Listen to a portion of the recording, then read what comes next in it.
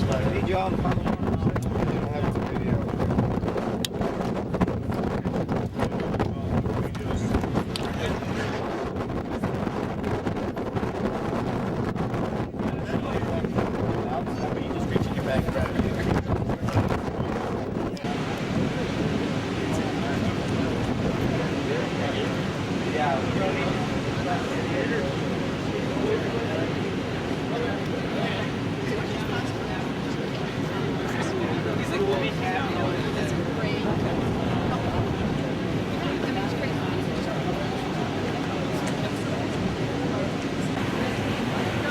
It'll be easier once we get the smaller space.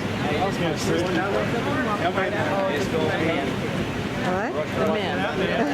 Okay, well, then we don't want that. I got all the men. What? Well, you can look mean until you're looking at me. Then, you know, then a little smile would be nice.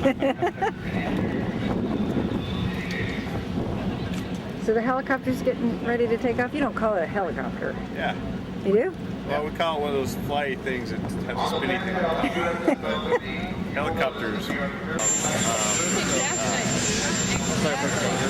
That was not one of those pictures where they're looking down and they'll see the people running along. So somebody asked that question.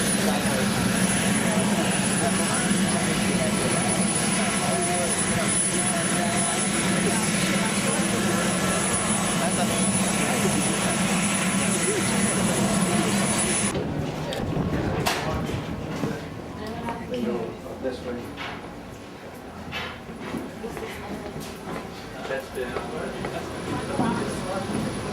Do we have a good view of the helicopter here? You will. Ooh. Which way is he gonna go?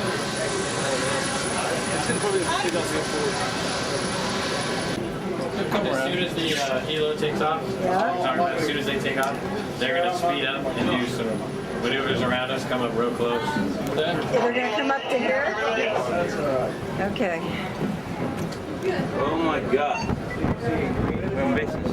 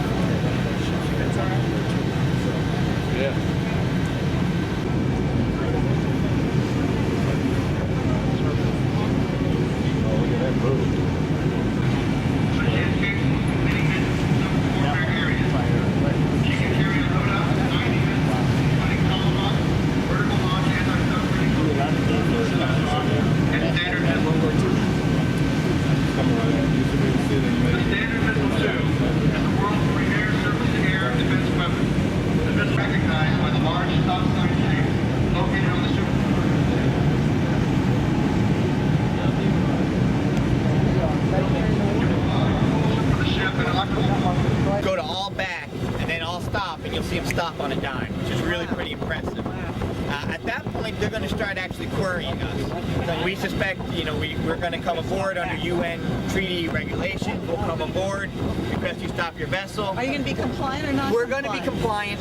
We're going to be compliant a little bit. We're not going to break away. Well, because they're going to put their rib in the water, which is their rigid hull inflatable boat, and they're going to put their boarding team in. What's that, man?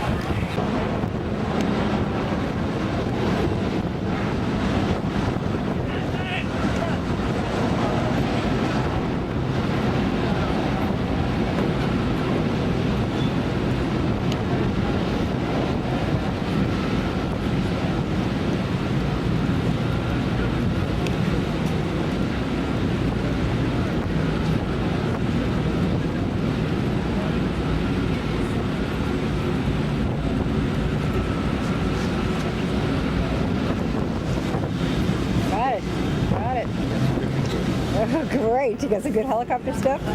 Thank you.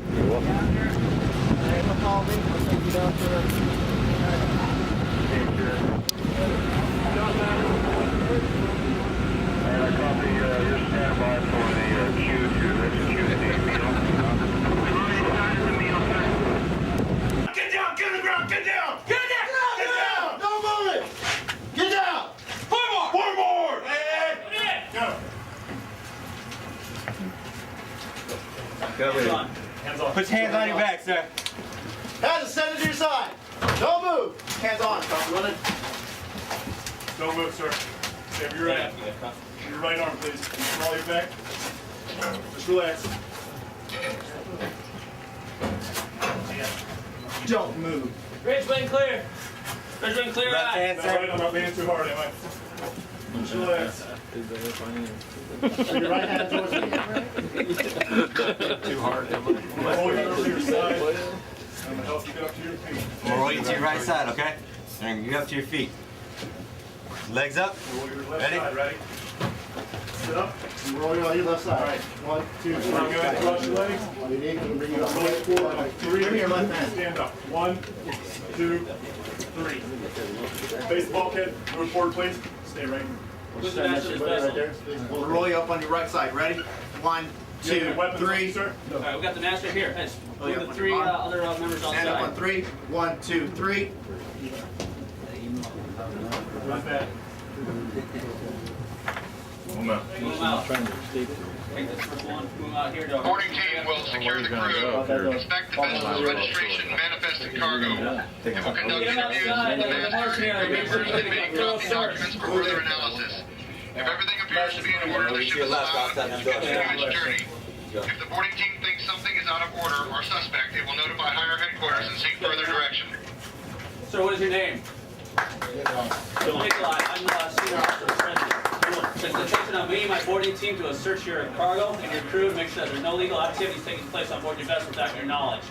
Sir, at this time, your crew has been restrained for both your safety and my safety and the safety of my team members. Do you have any weapons on board this vessel I need to know about, sir? No, sir. All right, at this time, I'm going to sit down with you and do an inspection of all your ship's documentation while the rest of my team members do some interviews with your crew members. Do you understand everything I've said to you at this point? Yes. Okay, at this time, I'm going to need the cooperation of both you and your crew members. We'll remove your restraints. We'll let you sit down here, but I need your full cooperation. Do you understand? All right, remove the restraints.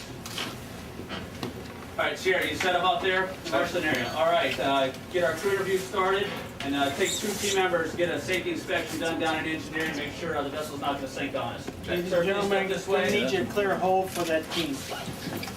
Have a seat. Oh, I've never seen you guys move so fast.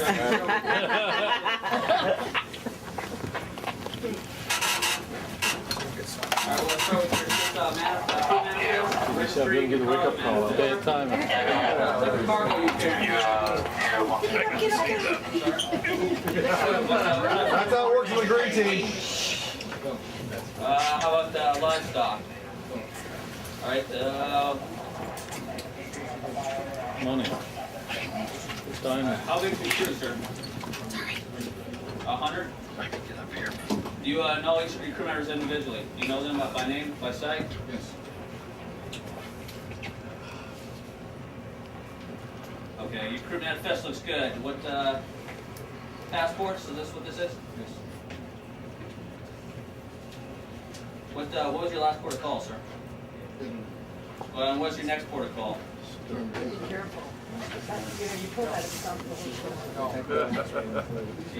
This is where they hang the stuff. This is the alternate bridge. Get ready. Safety inspection complete. Bravo Eye. How are we looking over there? Still secure down there? Alright. Check on these guys out here, see how the interviews are going. My name's Lieutenant Jared Hanslick. I'm the boarding officer for the USS Mahan. What you just seen so far has been a quick demonstration of the procedures we go through when climbing on board a motor vessel. Obviously, our first objective is to make contact with the master of the vessel up on the bridge and gain control of the vessel itself. All our operations are conducted in international waters, so it's important for us to gain actual control of the motor vessel, so as they don't make any sort of runs towards national or territorial waters. If that's the case, then we have to get off immediately. What was that, sir? Actually, I'll open this up right now for any questions. If anybody has any questions, yes, sir. If the vessel's underway and you board it, it's obviously moving along, and if you've taken down the captain and the pilot house crew, who's steering the vessel? We actually have to provide that for someone to control the helm as well, sir. So one of your boarding party will be. Yes, sir. Depending on the size of the vessel, if it's a large container vessel, we actually come with 18 crew members, so we'd have more people on deck than someone else available to actually run the helm. Sir? I have to cut it short. Okay. Unfortunately. Okay, ladies and gentlemen, follow your tour guides. We're going to back down to the main deck. Thank you.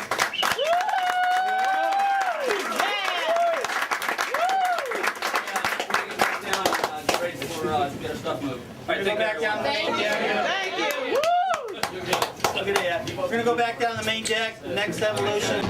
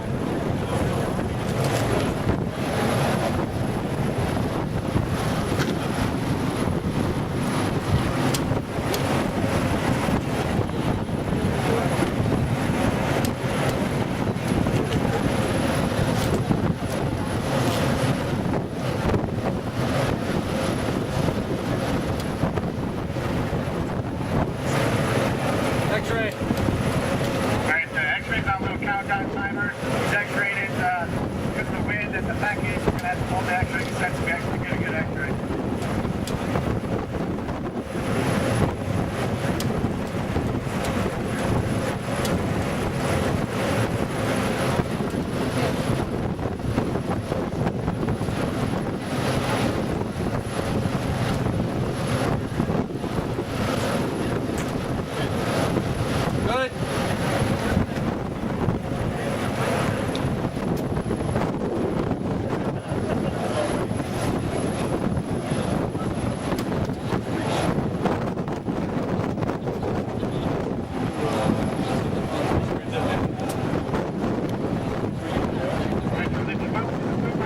Takes about a minute after the run through the process for the picture to come out.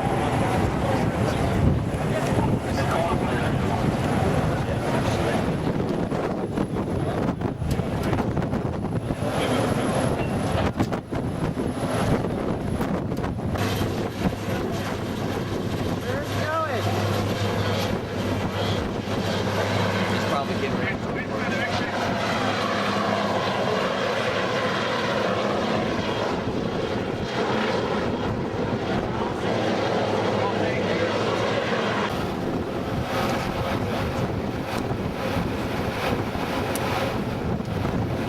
So was there a bomb in there?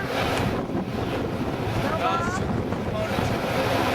Responsibility to anyone who would conduct any activities associated with terrorism. White group over here. White group over here. White group, I want you over at the 25. Yeah, She's gonna take you down. White group is moving. White group is moving. Sir, we don't want to let you all White group is moving. In your pocket. So, Michael, you having a good time? At the latest. Not be late. Okay. All right, great. Follow me.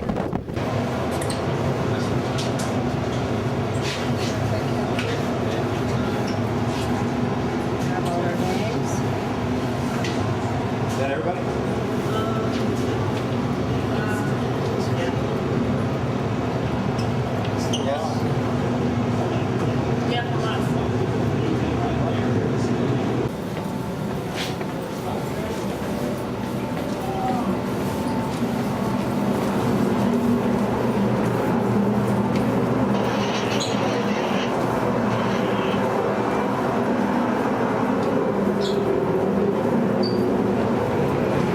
We have laundry. Want to gather everybody in here?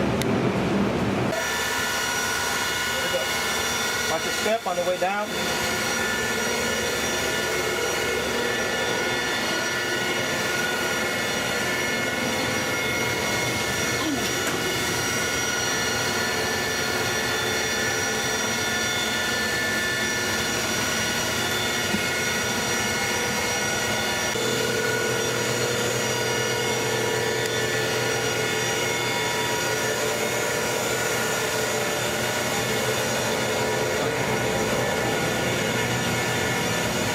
Hello.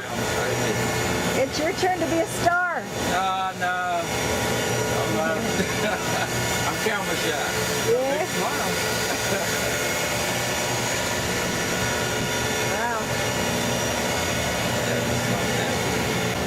All right, everybody. This is our main control, main booth from our engine room. This is our chief engineer. Welcome, everybody. You want to say a few little words? Well, we certainly welcome you aboard. You saw the military operation, pretty impressive. I think your first introduction to the civilian crew side of the house was either on the bridge with a briefing or maybe with the chow, because the civilian merchant marine are feeding, we're navigating, and we manage the engineering and propulsion side of things. So you're welcome aboard. If you look around here, we made a few changes. A year ago, the military was operating the ship, the military engineering department, and we came forward with about 1/10 of the budget and about 1/10 of the number of crew members. So we installed some automation. You have the, show all the tanks, please, Odell.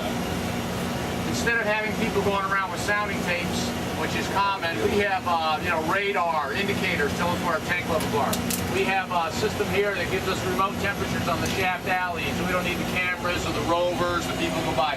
We installed approximately 250 smoke detectors and radarized heat detectors throughout the ship, and it prevents a crew of people from roving. What we consider maybe a better use of manpower would be the Last night we did a speed evaluation speed. We got 22,700 horsepower out of the engine, which is rated for 20,000.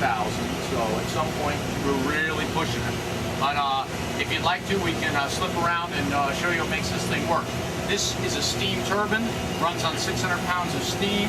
The steam comes from the fire room on the other side of the bulkhead, and when we leave here, we'll curve around, we'll go up into the fire room and take a look at that.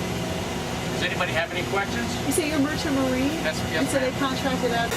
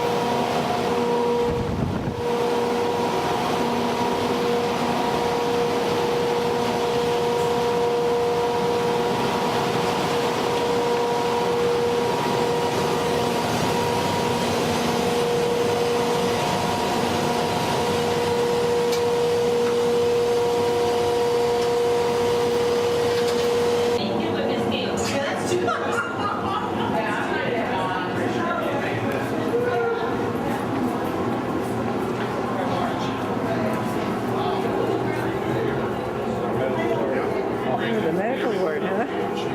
Hi.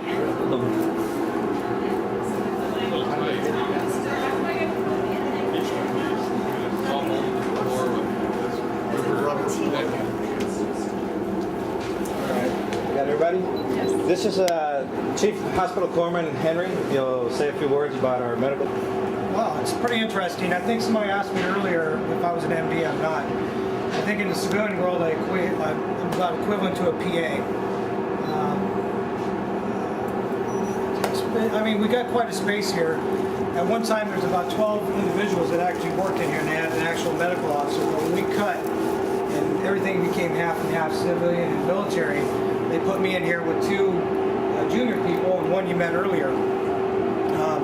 Our capabilities, pretty much we stabilize and we can fly them off. And it depends on who we're with and where we're at is where they go. But I can also embark surgical teams, whatever the mission might be. If we're out supporting something in Africa, etc., we can bring the right people and equipment, especially when we start getting a lot of generals and admirals aboard. We have a surgical facility. Yeah, we can do invasive procedures when needed. Believe me, I'm trying not to do that, but if we're in the middle of nowhere, the copter's not flying and we're in, heavy weather, sometimes I don't have a choice. So. Would you do that in this room? No, there's a room, there's a treatment room right across the way that we do that.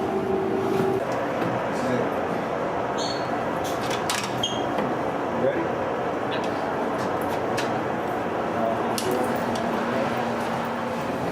Ah, So this is it. this is where they, what little tiny beds? Pretty much. That's why they keep you so thin in there. Check your housekeeping. I guarantee you they slipped it up today, didn't you? You never come. Yes, each rack's got a light. Hello. Hello. When they first come on board, the rack itself is going to be empty, and they'll put like linens, pillowcases and stuff so they can make their own rack. These, I don't know, you got a vacant one that they can open up? This is their storage unit? Yes, they have room inside. Underneath? That's what they call a coffin locker, and he'll show you in a minute when it opens up. What's this? One inside right there. I will get to that in a minute. If you all want to walk this way. This is pretty much as much space as you got to put stuff in there. Little compartments. And then you get a stand-up locker for your uniforms also. Each rack is equipped with an EBD, which is emergency breathing apparatus in case there is a fire and there's a lot of smoke. You basically, I can't open it because they're all sealed. If it opens up, That's the thing where they put the bag over the head. Put the bag over the head and Wow. This is where the anchor. This is wow. This is cool. Look at the size of those chains. My God. You could sing chain, chain, chain. All right, this is where, underneath here, there's a compartment that stores this chain. Comes back around, goes out. They open up the top hatch of that when they drop the chain. They left the pelican hook, then they let this out the guard, and then they snap it with a big hammer, and it pops open. Once this pops open, it flips over, the chain goes down on its own, free fall. When they bring it back up, they use the winch to bring it back up slowly. You got two chains, or two anchors. Each chain length is 380 pounds, along with the links, 385 pounds. Wow.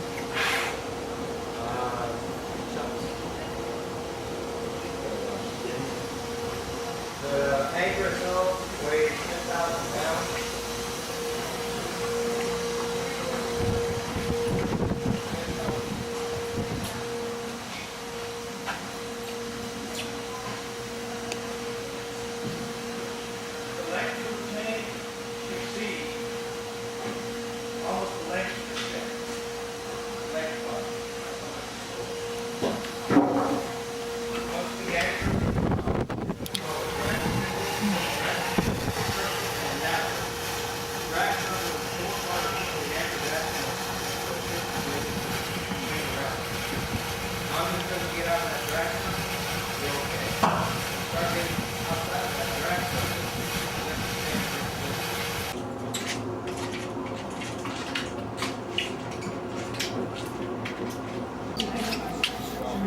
Like that. For U.S., NATO, coalition forces. When it's a NATO operation, so the NATO forces have a similar capability that's reciprocal in their vessels or on the land, or This is one of a kind ship. This ship right here is one of a kind. It can bring all that together here. In fact, they constantly practice it with all various exercises, NATO exercises that bring NATO experts from all the countries on board, communicators, aviators, submariners from the different NATO countries under the Admiral Stuffelbeam, who's the commander for 6th Fleet and under the NATO hat, and they all do that from this platform, and they practice it constantly. So this is not just a U.S. platform, U.S. command control ship, this is a NATO command control ship. when it's NATO, all of the nations have the same communication, all in English, or how does that Well, work? English is the standard for everything we do. That's correct. So you don't have to communicate these 6 countries using this type of hardware and those 12 countries. Well, that's the part other of the kind of hardware. commander's problems and issues and headaches is that it's supposed to work that way, but it's not always that easy. Communication's always, in any exercise, 24 years doing this, any exercise, communication's always been the central theme, the biggest headache, because even though,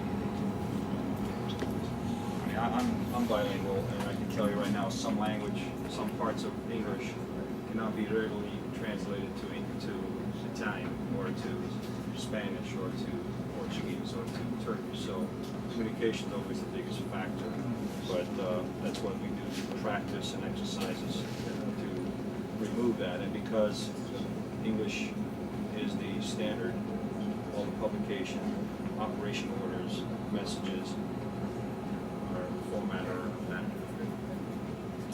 that answers your question, sir. Unfortunately, a lot of the NATO countries don't have liaison officers, especially because they kind of be their point persons to communicate with the staff. Here, on board here? Yes. Some of them speak better English than I do, so a lot of them speak better English because they're well educated, well versed. They've done multiple jobs in multi-nation environments, so they don't just send someone in. You may take Yes, it's all on concert. And for the communications with the other NATO countries, there's a network, a secure network, that is dedicated just for that purpose. We call it NATO Secret. And that, if all the ships or the NATO ships are able to communicate with us via that. And also, most of our, we establish voice circuits, and we have, we need to go secure. We have encryption, which we share with between us and NATO, so we can do that. So at a certain point, if you upgrade this, We didn't have this problem. the help desk and other nations can come up with We have, we wire up the phone, put them on desk with That the is here, instead of just doing one link, we have to do multiple links. So that's valid.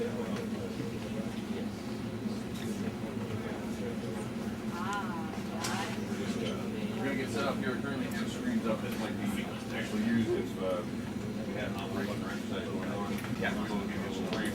Then we're going to speak with Admiral Ulrich, commander of the Naval Forces. What I don't know is if we have anybody in back there. This is where we literally run the war. How are you doing? Master Chief. Can you confirm or deny that we have the entire party here? Okay. Well, folks, I appreciate if you could give me your attention for just a minute. Quick overview of what's going to happen in about the next 30 minutes or so. I'm going to give you a few slides to brief some of the capabilities, which you've now had a chance to see the ship will make more sense to you. And then we're going to get to a slide in my brief, which is very complicated, and I'm going to point to that guy over there. He's going to pick it up. And at 16:35, I believe we're going to be joined in the VTC with Admiral Ulrich back in Naples. The viewing of his VTC is available on this screen and also back in the primary VTC viewing area, so there'll be an opportunity for people to participate now a little bit. So, with that, let me go on. Next slide, please.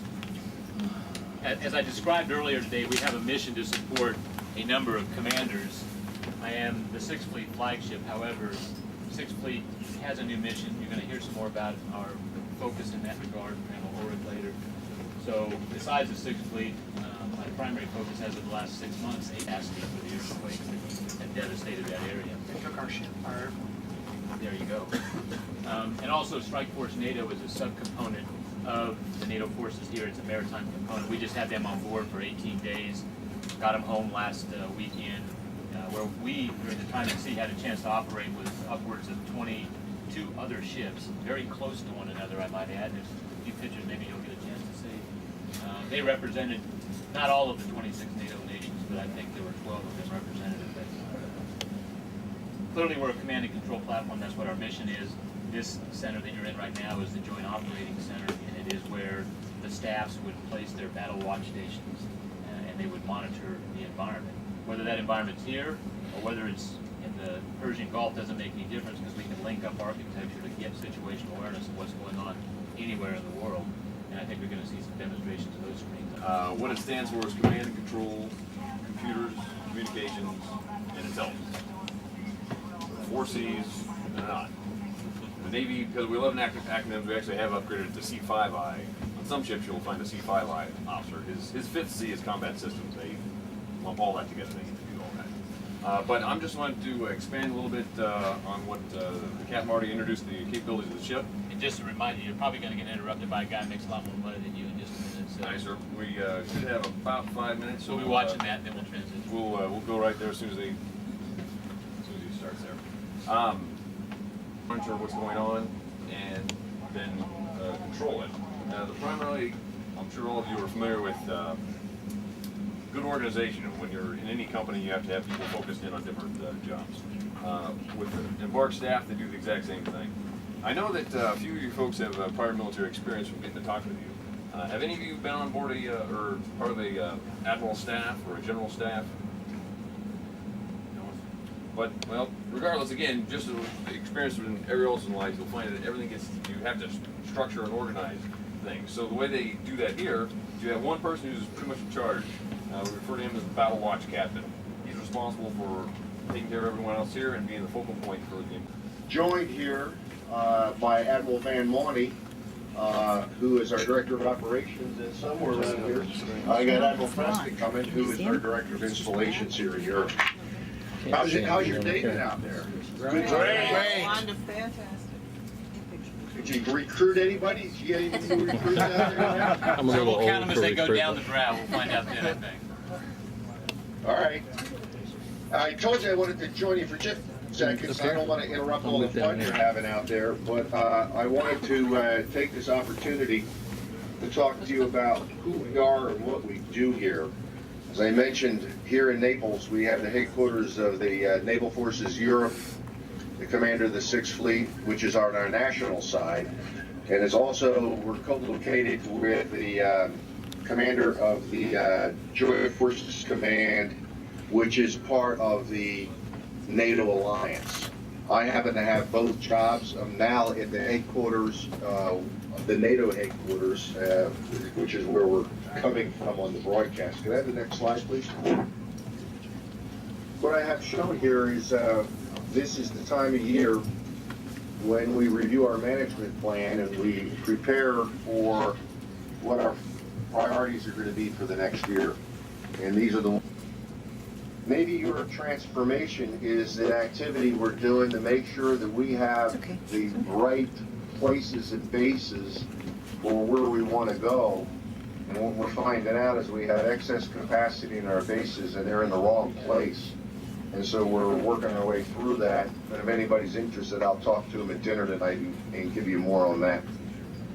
Sustained supremacy at sea should also be self-explanatory. You, the taxpayers, pay us to be a good Navy. By that, we're supposed to maintain supremacy of the sea, so that's kind of job one. And then the last one is that we have a lot of enduring partners here in Europe, particularly NATO countries, and others for that matter. But what we're now focusing on is we've discovered that the more partners you have, the better.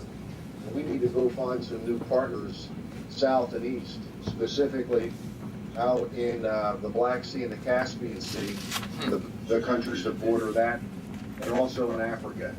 One of the things I'll talk to you about tonight is we're going south and east, and we're going to Africa, and I'll tell you more about that when I talk to you tonight. That's on the U.S. national side. If you go to the next page, these are the priorities that we're going to set in the management plan. NATO soldiers. About 2,500 of them are Americans in the Balkans, maintaining the peace in places like Bosnia and Kosovo. They've kind of been pushed off the front page with Iraq, but those operations are still ongoing.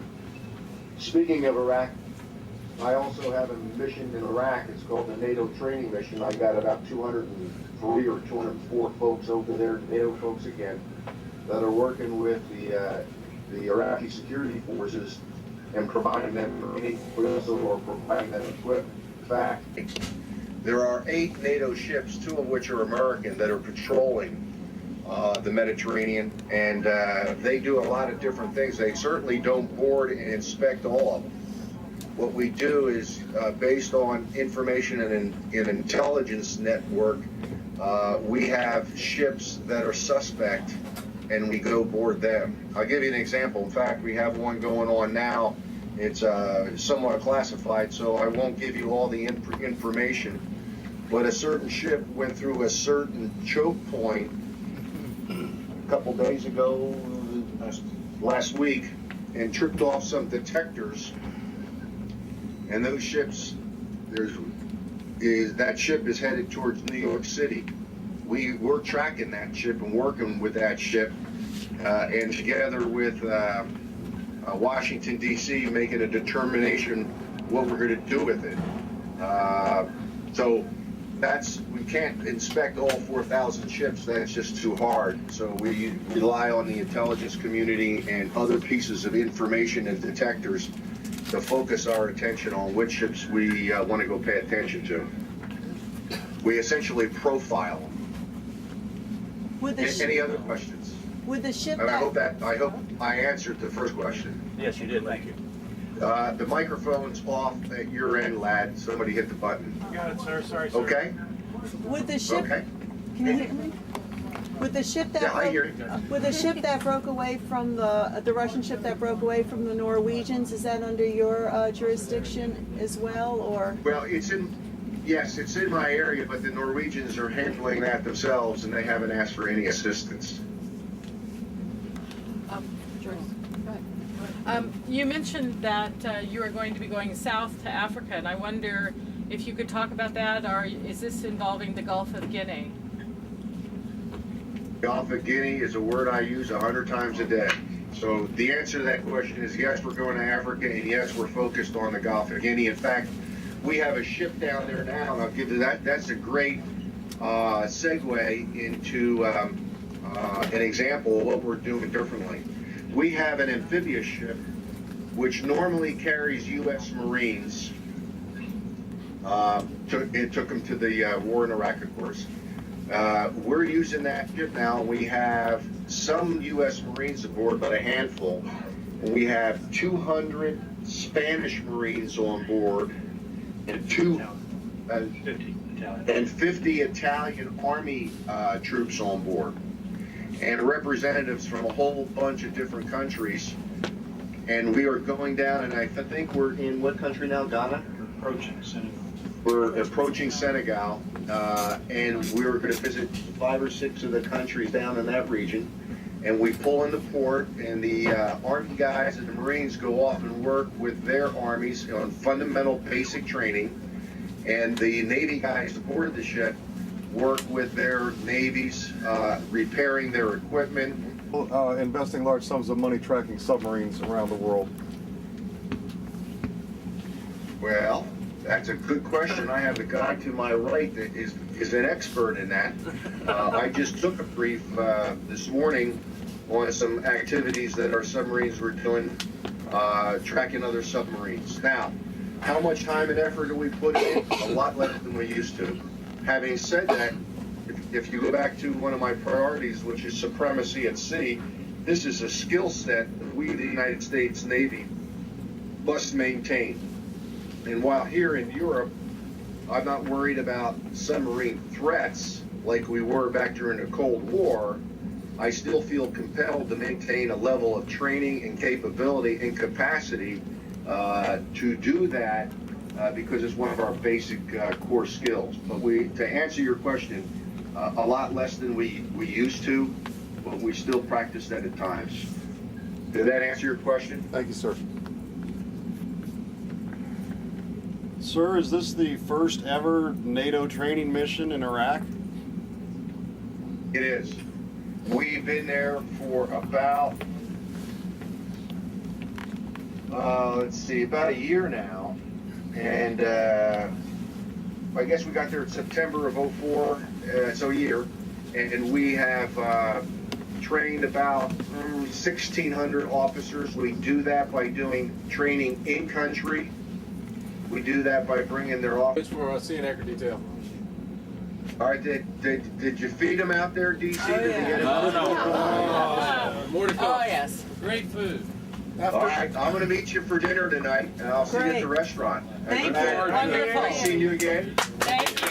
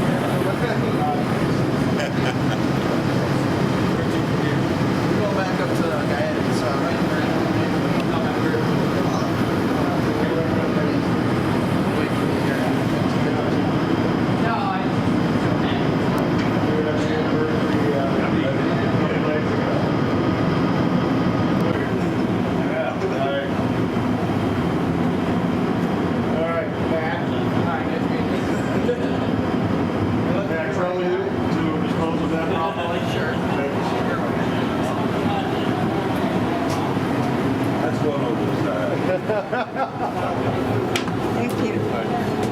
There you go.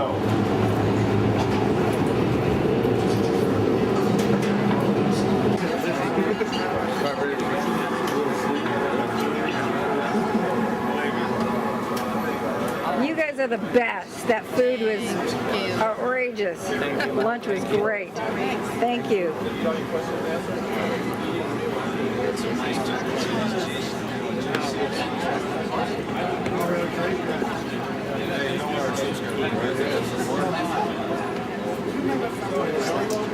you doing? Good, good.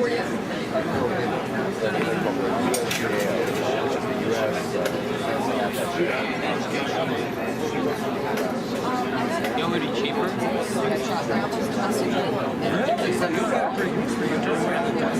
I love the way your hat looks. Don't you love that? It's the real photographer. She's the photographer. What? We're going to go to the bow. So the forward part of the city. Alrighty, alrighty. Let me see.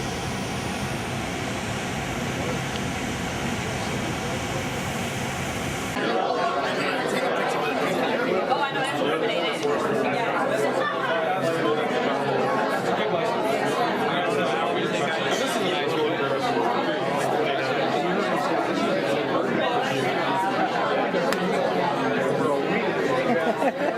Hi, Georgia. How are you? Good for you. Hi. Did you have a good time today? Oh my God. I keep saying, you know, nothing can top this, and then something tops it. Cool. That's what it's supposed to be. That's what I like to hear. Yes. Yes, it is. What's Elena's last name? She's the vegetarian, right? Where's the wine? I gotta have a glass of wine. Oh, go up to the counter. All right, I'm coming back.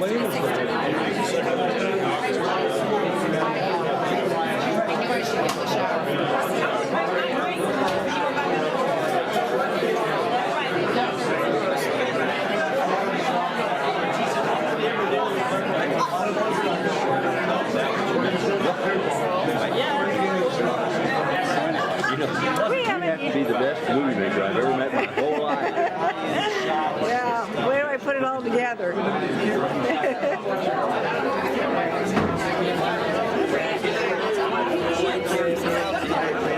Oh wow, look at this. Just lucky. Wow.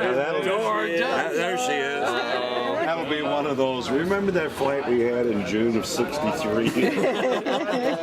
Somebody else. I wasn't there. When I wore that view of the which is fine with me. What'd you buy, Georgia? Hey, What'd you buy? I didn't go shopping. You didn't go shopping? No, I came back here and I transferred pictures so you guys could take them back with you. Good deal. Yeah. And I had a hell of a time with plugs. And, Really? I bet. I need more. How beautiful this is. Our last night in Tomorrow will be a Naples. great view tomorrow. Yeah. Yeah, tomorrow morning I'm going to have to run up here and take some pictures before I get on that. Yeah, I'm gonna go to, where are we going tomorrow? 7 o'clock? Pompeii, if it's not It's called a sleep. Your room includes Pompeii. You just don't know. Okay, I've got to have a glass of wine. You guys have got had a head start on me.